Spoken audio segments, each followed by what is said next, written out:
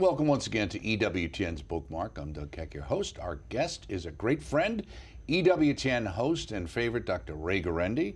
His book, Simple Steps to a Stronger Marriage, proudly published by EWTN Publishing and naturally available through our EWTN religious catalog, EWTNRC.com, all things Catholic. Great. How many times have we been together on Bookmark? Can you consider me a co-host? You would probably bring a lot of viewers to the show. That I can imagine. It's multiple shows over the years and multiple books and a lot of great books that EWTN Publishing has been able to put out of yours. Some of them older editions that have been revamped, which this one is, right? Mm-hmm. So, Simple Steps to a Stronger Marriage. From the time you originally wrote it, about 10 years, 11 years ago, to now, have things changed? No. There's a phenomenon in the book I call the cascade effect. Mm-hmm. A parent will come into my office totally not enjoying their child. Kid's 5. Doesn't listen, not cooperative, oppositional. So I might suggest something like, well, when he is disruptive, disobedient, one time, make your request. After that, he goes to the corner, and if he refuses the corner, you shut down all privileges until he serves it. Can you do that? We can do that. Okay. So they come back 2 weeks later, and I ask, how's he doing? Well, first of all, he's much more pleasant. He told us how much he loved us more than he's told us in the last year. I said, all because a corner and a follow-through on discipline. They said, yes. I said, it's cascade effect. Look what it did. It changed your relationship. That's kind of the theme of the book. These things will change your relationship. Their relationship with the child or their relationship with husband and wife? Parallels are the same. Mm-hmm. Their relationship with the 5-year-old changed.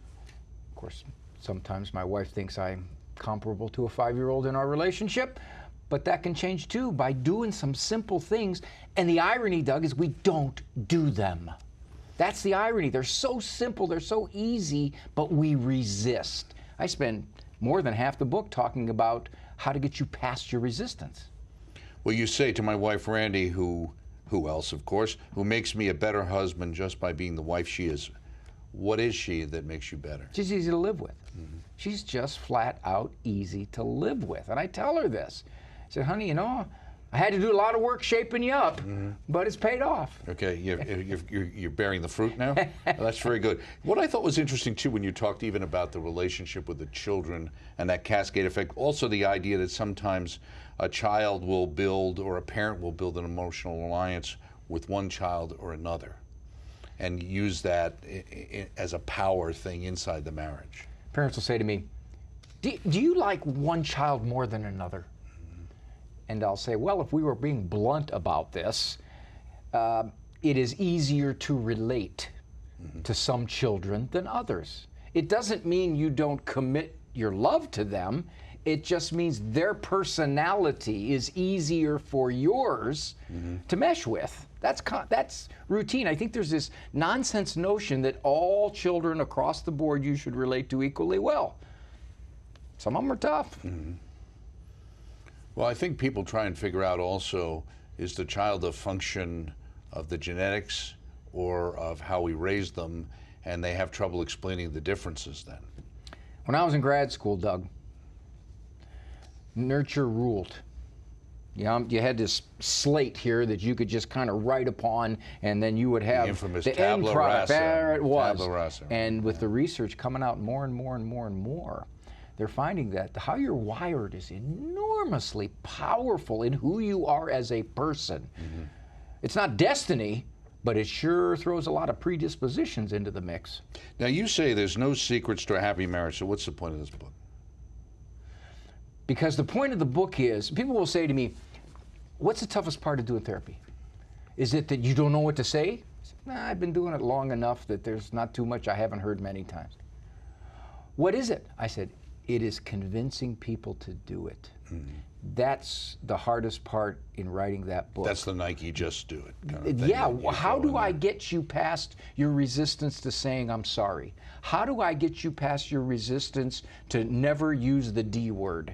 How do I get you past your resistance to just shut up for 1 minute and listen to what the person is saying without defending yourself. How do I get you through that place? That's a lot of what the book is. It's not so much, you know, if you want 10 simple steps, you can go to a woman's magazine, you know, 10 secrets to a happy, healthy home. Right.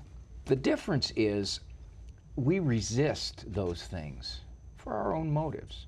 And so much of what I'm talking about in that book is I got to get you past your resistance.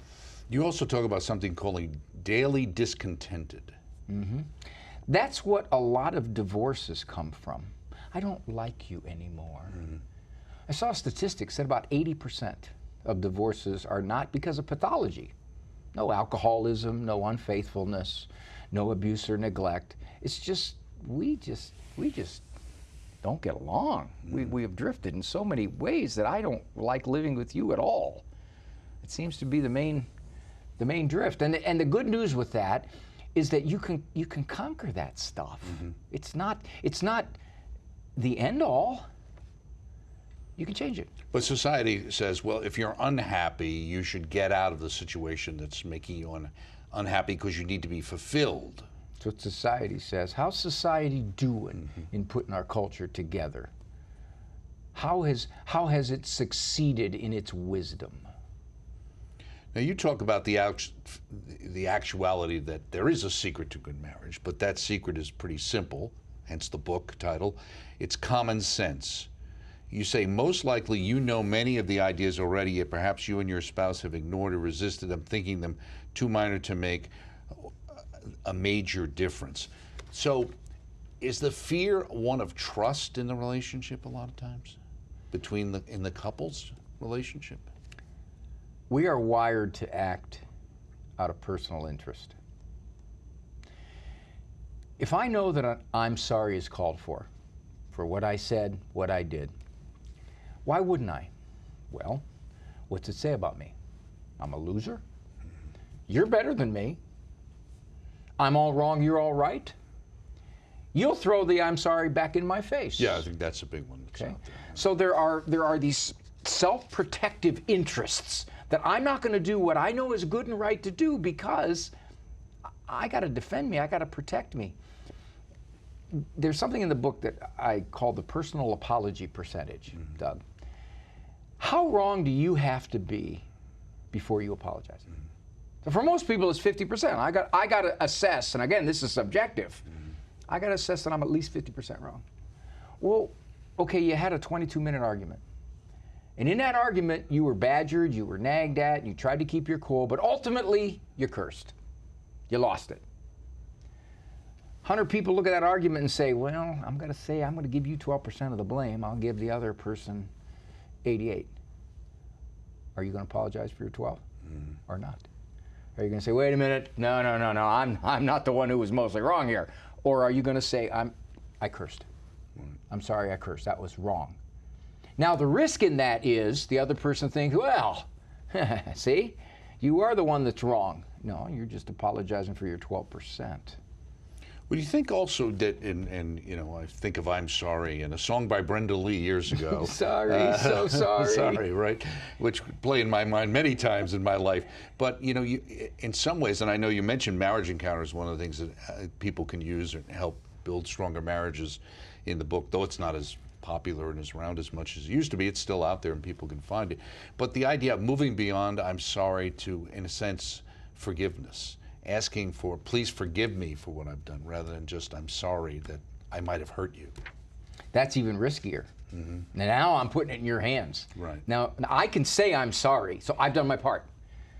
But now you have to say I forgive you. I can't control that. Right.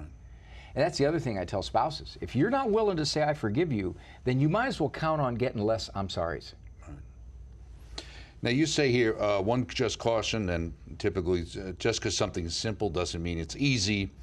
And you also, we just need to do what we know. Each chapter presents a small step followed by resistance rationales. And those are the closing reasons, like you said, why people don't do things. In the closing chapter is a scenario dialogue. Now, the dialogue's based on your own personal experiences in dealing with people, or are they things out of whole cloth? They are common scenarios between men and women, and I step into the scene to try to commentary and talk them out of trouble. Matter of fact, we use some of those scenarios for the TV show. What we'll do is we'll have actors portray those scenes, and then I step in on a green screen and say, okay, do you see what she just said? How do you think he's going to react to a remark like that? Right. Now, you also talk about the fact of a relationship as a tax audit. Well, or a root canal. Right. Doesn't sound like a great way to describe a relationship. What do you mean, a tax audit? Well, I think basically what happens is if you're saying to someone, you need to do these things to improve your relationship, and they say to you, well, you know, that for me to do that would be about as welcome as a tax audit. It's their resistance. It's their overall resistance. And you got to show them, or at least make the case, this will make your life better. You're not doing this necessary to only make the other person's life better. This is going to redound to you. Right. At the end of there, where you have, after the scenario, you have in this section the last word, and you say there is an unexpected bonus to apologies. What's the unexpected bonus? The other person will apologize more. It's real simple. Very few people will listen to a person willing to apologize and become even more stiff in their resistance. Well, okay, I shouldn't have said what I said either. I'm sorry. It's like if you pray for somebody, it's tough to be mad at them. Yes, it is. An interesting thing about apologies. If you notice, Doug, that we talk better than we do. Hey, let's get together for lunch, you and I, huh? I'm going to give you a call. We'll get together for lunch. I mean, we haven't talked to each other for a long time. Let's do that. So I see your phone number there. That's Doug. Yeah, I can't get together with him for lunch. Not this month, anyway. The interesting thing about apologies is they are easier to do than to say. Had an experience once. I walked into a florist and I said, I need a flower, please. The florist said, what'd you do? I said, what do you mean, what did I do? I said, she goes, guys come in here, it's not a holiday, they've done something wrong. I said, oh, come on. No, that may be the average guy, not my wife. So I went home and I put this flower out, you know, like a kid with a stinkweed behind his back to his mom. She goes, what'd you do? I go, what's up? Were you ever a florist? It's like this. But that's what we do, because it's easier for us to act sorry. I'll be nice for a while. I'll let time soothe the wound. But as long as I don't have to say I'm sorry, I can just be I'm sorry, and that's a safer way to do it. In step 2 is don't say it. You say we speak too quickly for our own and others' goods. When the heart overwhelms the head, unwanted repercussions follow. I'd say 80% of everything I regret, I said during peak emotion. I don't generally premeditate. All right, you know what? I can't wait till I see Doug again because I'm going to let him have it. No, I'm at peak heat when I say this stuff. And peak heat doesn't last very long. What you don't realize is physiologically, you don't stay at that state very long. 10 seconds, 20 seconds.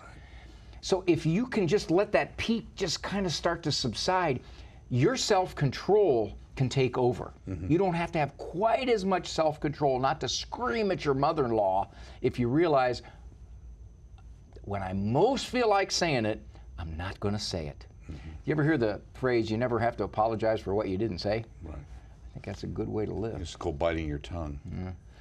You say conventional advice, struggling couples, is to make more time for each other, date nights, etc. You say, however, there is an interesting twist on this theme. It isn't so much adding positive, but subtracting negative that promotes healing. Reducing disrespect and harsh words does more to repair a relationship than dinner at Luigi's. Why would I want to go out to dinner with you?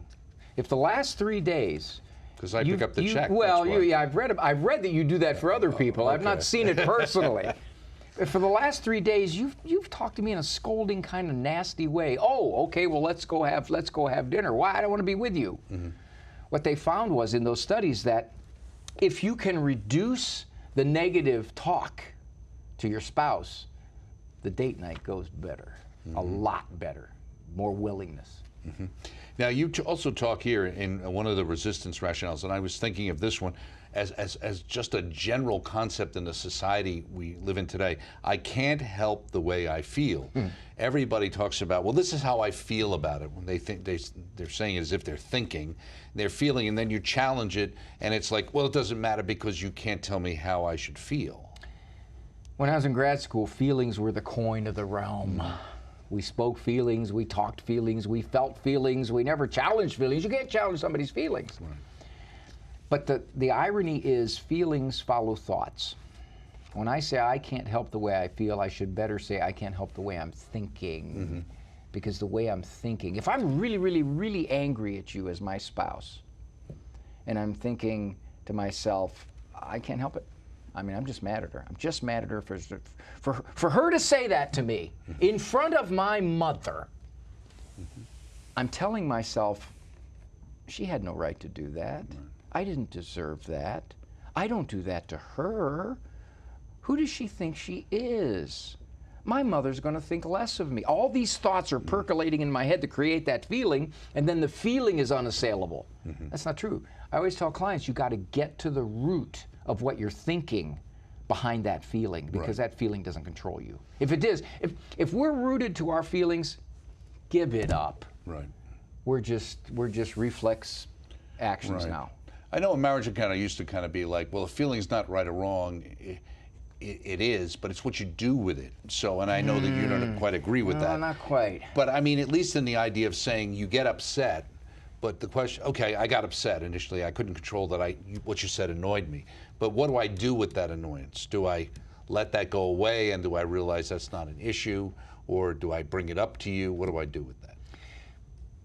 The objection I have to this, feelings are neither right or wrong. Right.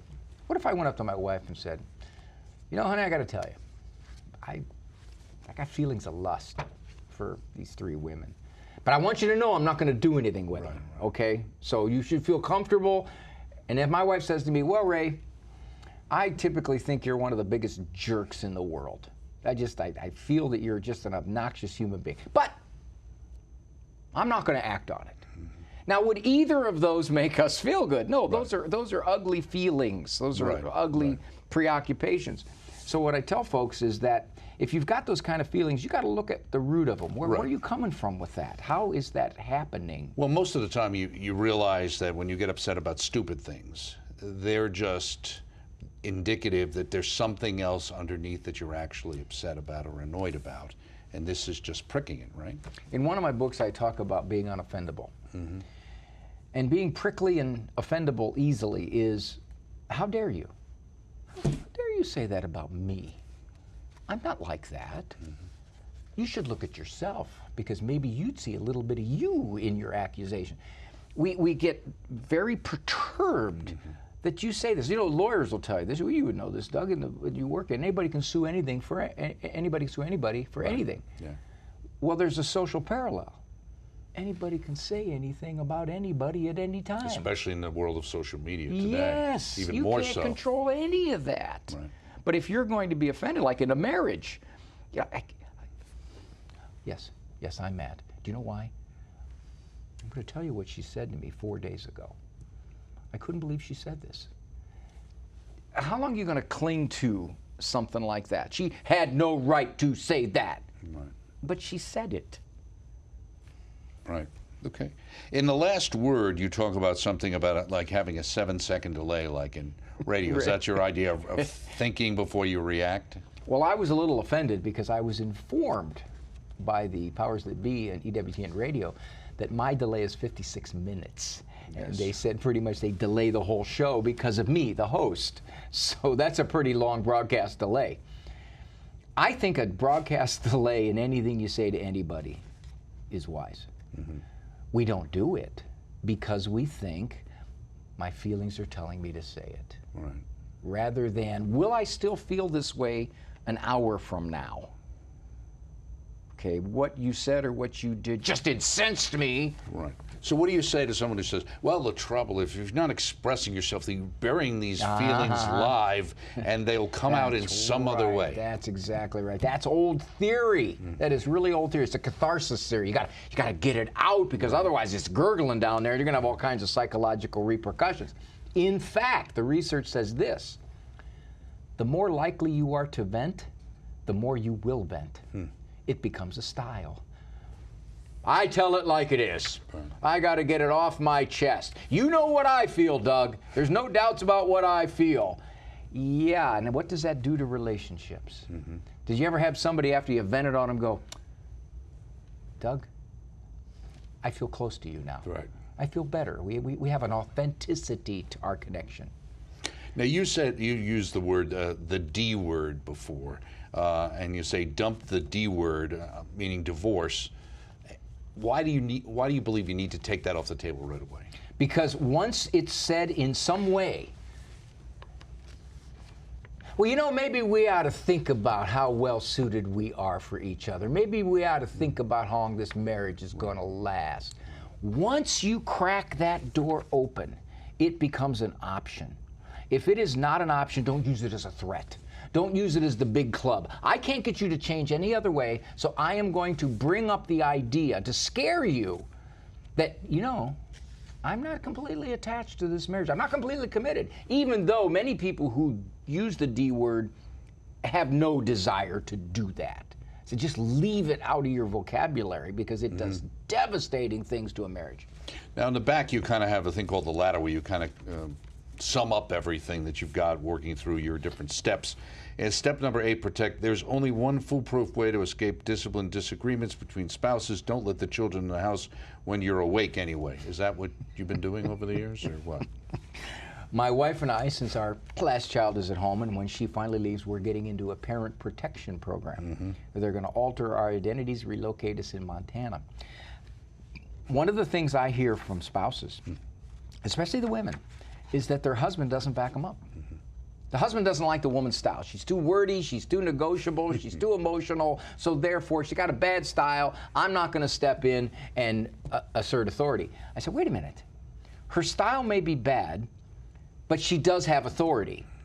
So protect her. You would never let another human being talk to your wife the way that 14-year-old is talking to your wife. Why are you sitting in your Barcalounger in the other room thinking, I can't tell which one of them's a teenager?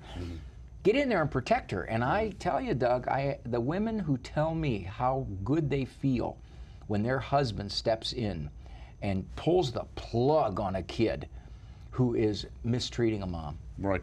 Well, you kind of allude to that. Men, you use your God-given maleness to protect your wife from childish disrespect and mistreatment. Right. My wife used to say, we had a rule in our house that worked very well. I think I recommended it in the book. I said, take the hit for your wife. Our rule was this: when the kids were trying to negotiate with mom for some freedom or that, and she didn't want to give it, she would say, go talk to your dad. This is his idea. Now, first few times they came to me, I'd say, it is? What? When did I say that? Well, I learned quickly it better be my idea. I'd go, yeah, it is my idea. What's the problem here? Now, one of the things, going back, talk about old style, but you still recommend making a list. You know, you've heard of the law of entropy, right? Everything decays. There's a parallel law, the law of social entropy. In even decent relationships, we get sloppy. We get lazy. We don't use manners. We don't compliment anywhere near as much. We just get apathetic about good words. So one of my recommendations was, what you do is I want you to sit down and ponder what you admire, what you like, what you appreciate about your spouse. And I want you to write them all down. Don't just have 3 on there, and don't say things like, well, you know, you're not as obnoxious as you used to be. Because it makes you, it's like putting words to paper. It makes you think. And I told him, I said, you've got to tell your spouse all of these good things and make a list and make time to share the list with them. Now, my wife and I did something similar. I made the list up, and then I just had her sign it, you know, about what I liked about me. But that's a way to get over Was that. that a short list? It was 2 syllables. Okay. 2 syllables. Had your name on the top. She says, that is a way to get past this. I haven't told you, like the old joke. Well, you know, I told her I loved her when we got married, and if anything changes, I'll let her know. There you go. You know, that's what tends to happen, especially when this is one of the blows to a marriage. Say, for example, a wife is somewhere and a woman walks up to her and says, you know, I work with your husband. I got to tell you, he is the nicest, the sweetest. The women at work love him. He doesn't scold anybody. He's just a great guy. And the woman's going, okay, wait a minute. I got a phone picture here. I want to make sure this is the dude you're talking about. Right? Yeah. Talking about the same guy, right? Absolutely. Okay, another book in the works? Yes. Yes, it's called, you know, I really am very proud of my humility. That's right. It's called The 3 Most Humble People I Know and How I Taught the Other 2. There you go. Yes. Okay. I do have another book in the works. And that's not the title. No. You're too humble to tell us. Dr. Ray Guarendi, Always always a lot of fun. Thank you, okay. Sir. Simple Steps to a Stronger Marriage. You can use it now. EWTN Publishing, EWTN's religious catalog. Look for us on Bookmark each week here on EWTN and also on our on-demand page and YouTube channel. I'm Doug Keck. We'll see you next time.